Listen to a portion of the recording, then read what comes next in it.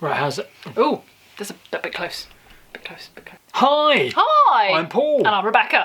And every Christmas it's kind of become customary that we do a quick top 10 of our abandoned infrastructure the prior year. But we are doing it a little bit differently this time. We are doing top 5-ish each. And then we're going to swap it round. So we're going to do every other one. Absolutely. Do you want to start or shall I? Ooh. I'll start. All right, but that means I get number 1. Oh. Yeah, go on then. All right, you're evens, I'm odds, but we'll do our Okay. top 5 each, if that makes sense, Yep. of 2022. So welcome to the channel, welcome to Paul and Rebecca, where we go and explore abandoned infrastructure, and this is the best bits, in our opinion, from 2022. If you disagree with us, let us know in the comments below. First issue is, the tunnel portal, I don't know where it is. It should be here. So in at number 10. Or your number 5. Yep, the Hereford and Gloucestershire Canal. We did 2 videos here. We did one on the canal and one on the tunnels. Now, apart from there being a lot of stuff to see along this way, we had a little bit of a funny moment. Oh, we did. Well, we had the pleasure of spending the day with the 2 guys that we bumped into. But it's well worth having a look at that portal. It's quite scary because it's full of water, basically. And the funny thing was, he recognised us, but he didn't remember our names, and he shouted, "John!" So I thought, well, this is quite funny because my name's not John. I shouted back, "Dave!" not knowing who this was. Turned out his name was Dave. And he shouted back, so I said, "Yes!" Anyway. We also had a little bit of an interview with another lady that was with them, which was absolutely wonderful. We found out all about what they do and what they're trying to do. And then we ended up spending the whole day with them. We ended up going to a couple of other tunnels, which we wouldn't have been able to see because they were on people's land that are part of the actual That's very true, yeah. trust. So that was absolutely epic. So all in all, it was a great day. Tiring day because it ended up far longer than we thought it was going to be. But it was really good. There was so much to see. Right, so what we have ahead of us is the beautiful portal to Haddon Tunnel, and next to us we have another old plate layers hut. This one clearly looks like it was an original. In at number 9, or you're number 5. Number 5, yeah. We spent the day with the utterly delightful Martin Zero and one of his team, Liam. I think it was Liam that day, yeah. And we went and explored Haddon Tunnel in Derbyshire. Haddon Tunnel, the Pointless Tunnel, I think we called that video. But it was quite a joy. We always love spending time with Martin. We don't spend enough time with Martin. He keeps inviting us up to Manchester. We keep running out of time. We want to spend more time with him. Martin is a joy. If you don't already watch Martin's films, go and watch Martin's films. Link in the doobly-doo below. Well, we have done a lot of overlay for this video, a lot of talking about the technical side of it, but what we want to show you at the end of the tunnel is something that's very different once again. So, just outside of here, you can see the water is now level with my head. But yeah, we spent a day with Martin and Liam in that tunnel. Yes. In Derbyshire. Very wet day, so thankfully we were in a tunnel. It was horrendous, wasn't it? The weather was awful. Yeah. But it was a joy, so it is definitely worthy of our top 10 slot in our list of videos.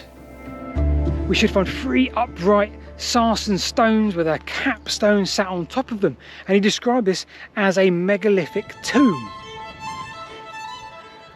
But it's just a field and there's nothing there. Right, in at number 8. Or your number 4. It is, yep. Is the maps by antiquarian A.C. Smith, who we went to Avebury and did a load of filming for a day. And even then, it was horrendous weather as well, wasn't it? I mean, it was just torrential at one point. I'm so pleased you picked this because there was a joy to make. It didn't do very well, the film, but that doesn't matter. It was a joy to make. It was good fun, actually. So basically, this guy, A.C. Smith, I can't remember when, early 1800s, did an amazing map. It wasn't there for the likes of you or I to navigate our way around the country, a road or rail or whatever. It was actually there for an entirely different purpose and mapped all these ancient structures. Yeah, because he was worried they were all going to disappear and then they wouldn't ever be remembered. And the thing is a lot of them have actually disappeared. Yeah, yet again, another example how easy it was to find something on Smith's maps that's no longer here today, at least that we can see. Actually, if he hadn't have done that, we would never even know they were there. So, welcome to an every disused station. Who knows what episode? Who cares what episode? In at number 7. You're number 4. The Cartoon and Corkscrew. So this is a railway that went through the New Forest. I wanted to include a railway one, so I'm really pleased that I've sort of looked at this because there was a lot to see. We had that wonderful meal at the pub. Do you remember? Oh my goodness me, yeah. Scorching hot day. Oh. Walking through the New Forest. We had to move tables because it was so hot, Yeah, so we could get in the shade halfway.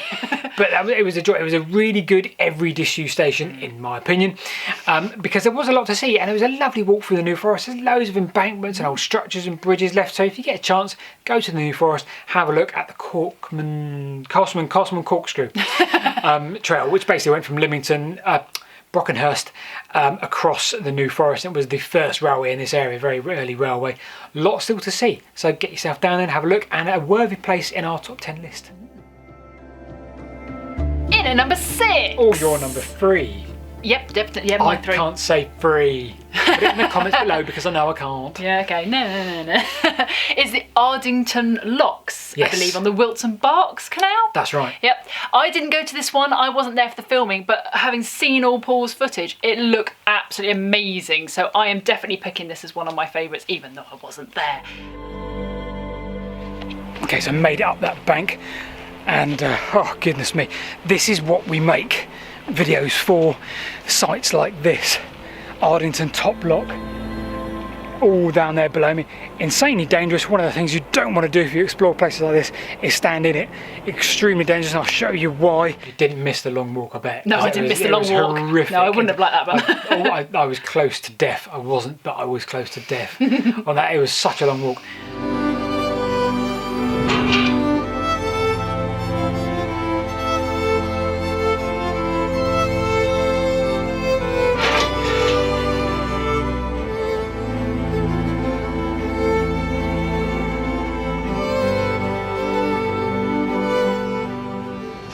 Hello. But it was a joy. It was really, it kept on getting better.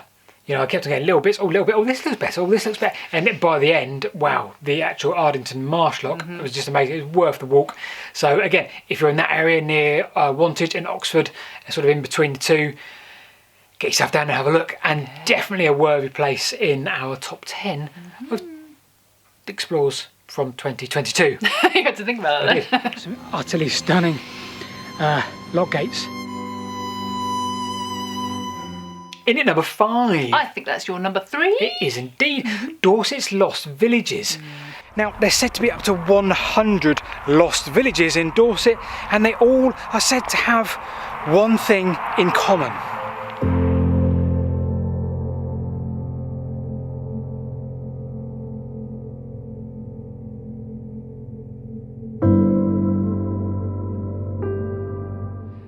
This really surprised me because researching this video, I kind of did want to do a remake of a Jack Hargreaves video, why a lot of Dorset's old villages are lost and abandoned settlements, probably a better phrase.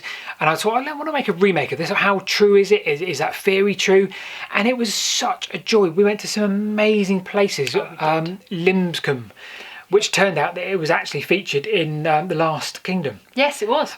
It's just it was like a 2-mile walk to get there, but once we got there, the old chapel. We're not religious in any way, shape or form, but such wonderful heritage in these areas. So beautiful. Yeah, and we went to probably about 6 or 7 different places on that day. We never made a film like it, but it was such a joy to make, and I want to make more films like that. Because there was so much to see. So go and watch that video, Dorset's Lost Villages, our remake of a Jack Hargreaves, and see what you think, because in my head, I'd love to be able to make more films like that. I don't think I've got the ability to do that. But I've got the time to do that. But oh my goodness me, I had such fun planning, filming, editing, producing it. Everything about that film was an absolute joy. So yeah, please go and watch it. It's a very, very worthy, in my opinion, place in our top 10. Definitely. That was it. Thank you. Were you filming me when I said all of that? Obviously. Good. Yeah, could you just say that one more time? No. In at number 4.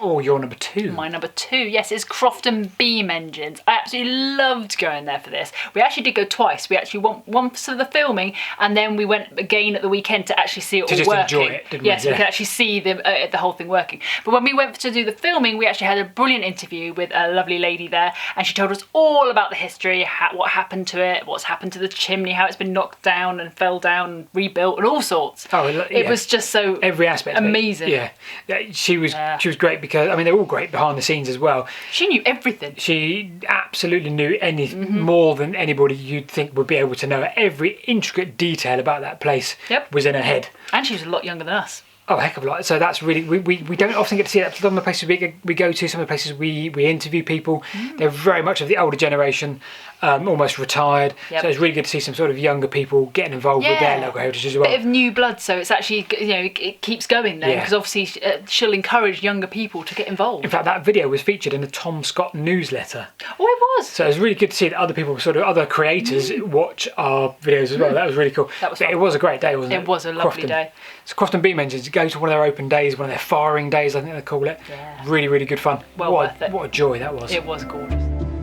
The Romans were a clever bunch and they didn't do things without reason. And now they had good reason. They had a fully fledged town and settlement of Dorchester. And they wanted to impress the people in power with some fancy bits, like some baths. And to do that, you need a good supply of water. In at number 3. Oh, you're number 2. Is the Roman aqueduct in or near Dorchester, which supplied Dorchester, the Roman town. I really struggle with this, putting this maybe at number 1 because of how much, what a different kind of film it was for us. That you can still go and see this Roman aqueduct and you can walk on different parts of it, you can explore different parts of it. So it's still a little bit of a mystery whether it came from a river or whether they built a dam. Or I think there are some academics that have said, yeah, we're almost certain it's a dam, so we can conclusively say that. But it's still there. You can still see an aqueduct which is like 8 miles long in this country. Yep. Something completely different from our normal remit, which is infrastructure and a route. Roads and routes, Yeah, but well, go and have a look at the Roman aqueduct of Dorchester. All was not lost because just 2 weeks later Brian came back. 2 more inches of water on the Arun was available, and well, this did the trick, as these shots show.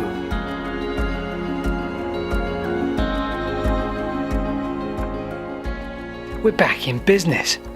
But what it has shown us is that what a short window was available for this means to get water into the canal, potentially just a few months of the year. In at number 2. Or your number 1. My number 1 is Lording's Lock, which happens to be our 2nd most watched video at the moment, which is a bit crazy. It's completely crazy. It is. We met Brian, who is a massive deal. He's done so much work on this lock that basically they've managed to like rebuild almost from scratch. They dug it out, everything. I mean, they just randomly found it one day. I think Winston found it back in 1990 something. Yes, he did. Yeah. But Brian sort of picked it up in the last few years. Yeah, and he's really, an engineer, so he knows kind of what he's doing with buildings and the building sort of work and that sort of thing. But it was absolutely amazing. We saw it working a little bit, but there wasn't water wasn't quite high enough when we were there, so it kind of trickled through. So we saw a little bit, but then he did a video later on. He sent it to us, so we could actually see it working fully. So and we used that in the video.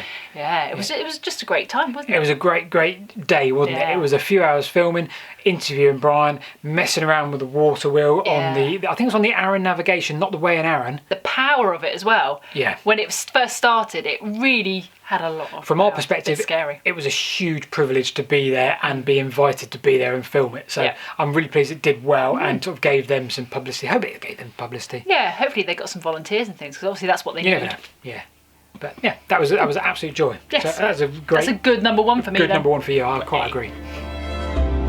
So today it brings me quite a bit of pleasure to be able to tell you the story of what is around that corner just up ahead on the last 5 miles of the Basingstoke Canal. In at number 1. Oh, which is also your number 1. Very true. Is the Basingstoke Relic, the drained canal relic. Oh, this was close to being on mine as well, to be fair. Canal boy Matt, our little canal correspondent, said you need to get yourselves back down to the arm of the last 5 miles of the abandoned Basingstoke Canal. Yes, we had all the shortage of water, etc. Yes. Everything was empty. So the brickwork arms had drained and it revealed this boat, an old vessel. And we sort of went and had a look, and oh my goodness me, it was such a surreal sight to see a vessel that was used on that canal 150 years ago, and it was there in sort of half submerged in situ.